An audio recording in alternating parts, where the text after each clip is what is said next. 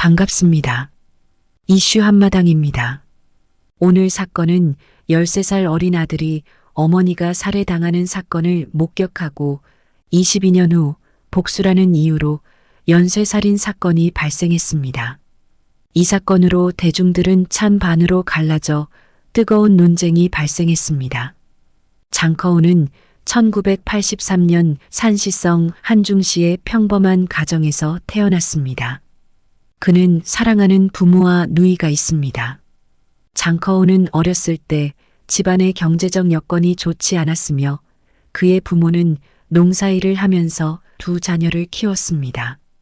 장커우와 여동생은 가족의 돈을 절약하기 위해 학교에 갈 때 아침 식사도 거르기까지 했습니다. 친구들이 우유와 빵을 들고 있는 것을 보고 부러워했습니다. 학교에서 집에 돌아올 때까지 점심을 먹을 수 없었습니다. 이런 생활은 가난하고 힘들었지만 장커우의 눈에는 인생에서 가장 행복한 시간이었습니다. 1996년 8월 27일 13세였던 장커우는 평소처럼 어머니 왕슈핑, 여동생 장리보와 함께 산책을 나갔습니다. 그들은 마을 도랑으로 가서 발을 씻곤 했습니다. 장커우는 도랑 옆에서 즐겁게 물놀이를 하고 있었는데 잠시 뒤 자신의 인생에 잊을 수 없는 불행이 일어날 줄 몰랐습니다. 어머니 왕슈핑은 그만 놀고 두 자녀에게 집에 가자고 말합니다. 장커우는 신발을 신고 어머니의 손을 잡으며 집으로 가려고 준비를 했습니다. 뜻밖에도 옆집에 사는 왕씨 가족을 만났습니다. 두 가족은 여러 가지 이유로 사이가 좋지 않아 갈등을 겪고 있었습니다. 누구도 양보하려 하지 않았기 때문에 사건은 언어적 갈등에서 물리적 충돌로 빠르게 확대되었습니다. 왕씨의 남자는 자신의 신체적 이점을 이용하여 왕슈핑을 붙잡고 있었습니다. 장커우는 남자가 어머니의 머리카락을 잡고 그녀를 계속 때리는 것을 눈으로 지켜보았습니다. 당시 아직 어렸던 장커우는 너무 겁이 나서 집으로 달려가 아버지에게 도움을 청했습니다. 아버지 장푸르는 밖으로 나가자 아내가 봉변을 당하고 있는 것을 보고 놀라고 맙니다.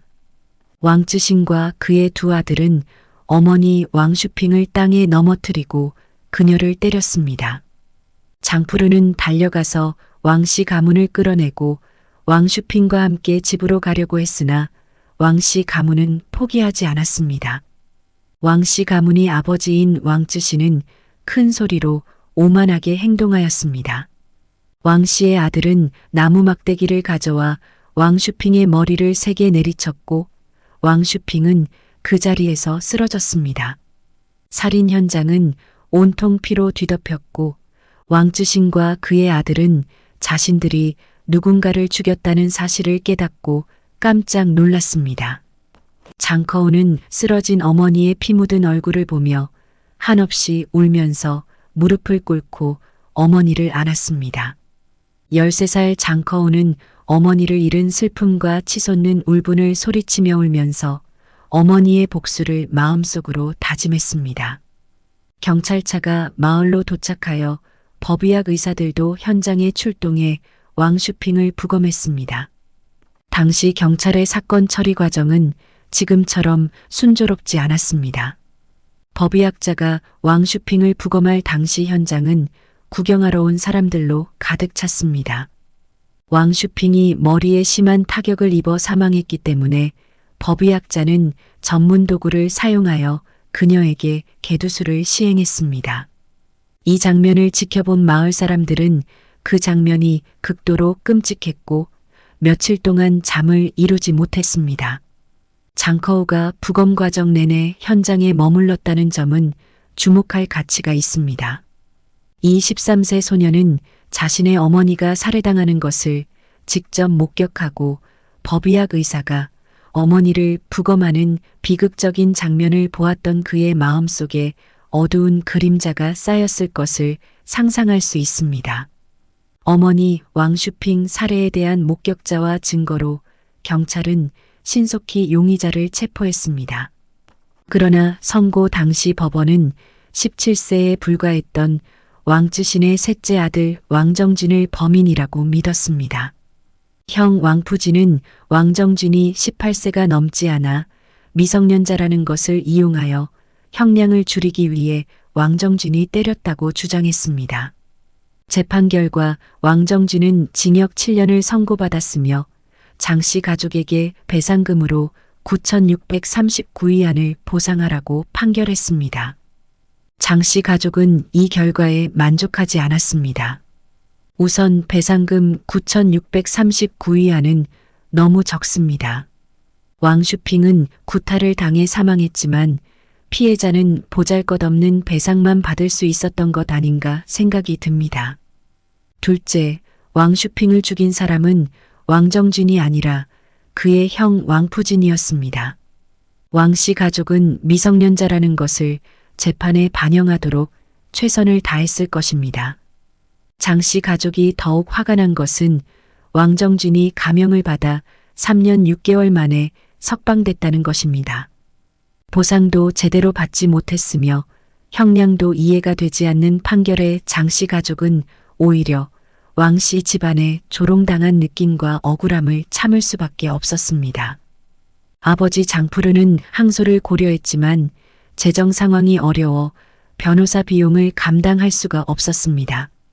어머니를 죽인 원한을 마음속 깊이 묻어둔 유일한 사람은 당시 13살밖에 안 됐던 장커우였습니다.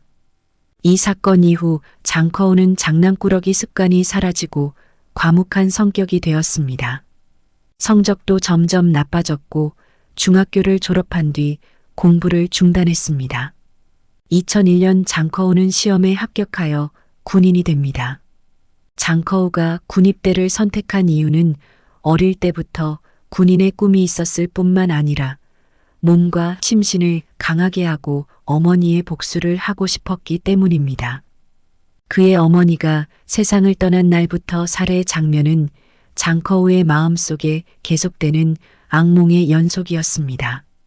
그는 어렸을 때 자신이 어머니를 지키지 못한 것을 미워했고 어머니를 죽인 왕신의 가족과 아들을 더욱 원망했습니다.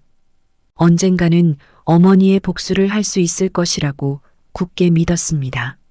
장커우는 2년 동안 군대에서 포병으로 복무한 후 제대하여 집으로 돌아왔습니다.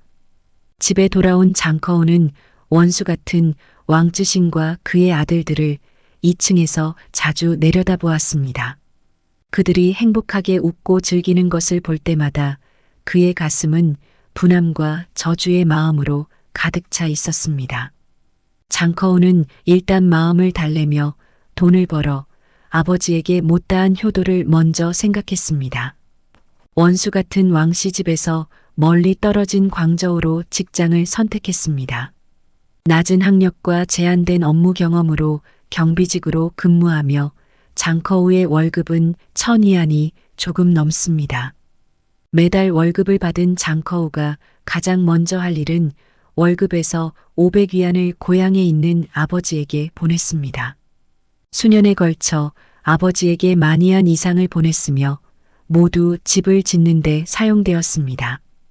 휴대폰이 대중화되고 나서야 장커우는 가족들과 연락을 하기 시작했습니다.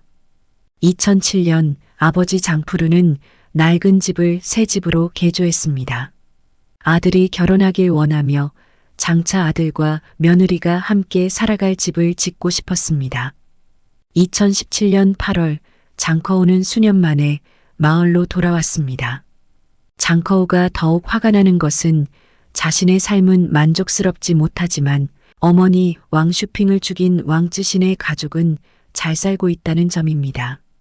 그들은 새 집을 짓고 자가용이 있으며 두 형제는 결혼해 아이를 낳았습니다.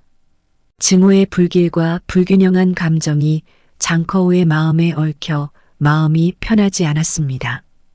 2018년 섣달 금음날은 가족들이 모이는 날입니다.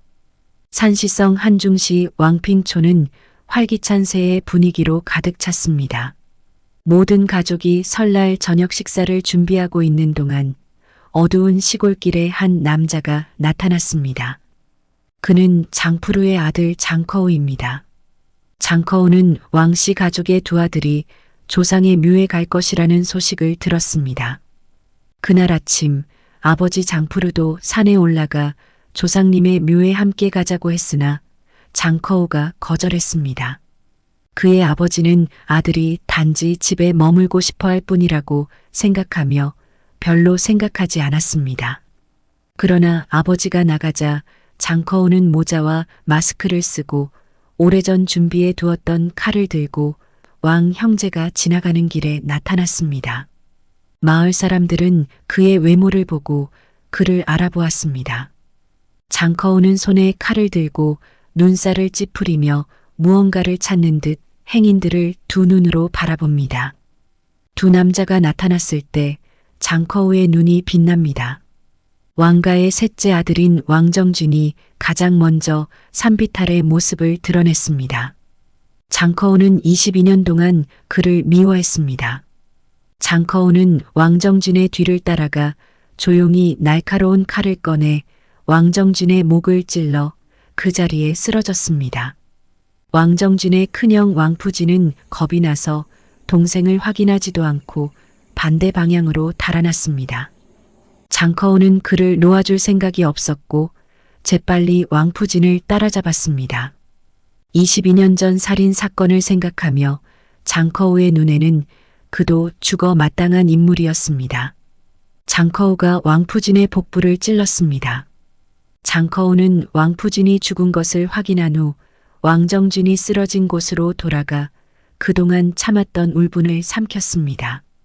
왕 형제를 살해한 후 장커우는 왕씨 두 형제의 아버지도 적당한 처벌을 받지 못했다고 생각하며 살인을 중단할 생각이 없었습니다. 그는 왕씨의 집으로 가서 제야 음식을 준비하던 아버지 왕쯔신을 찔렀습니다.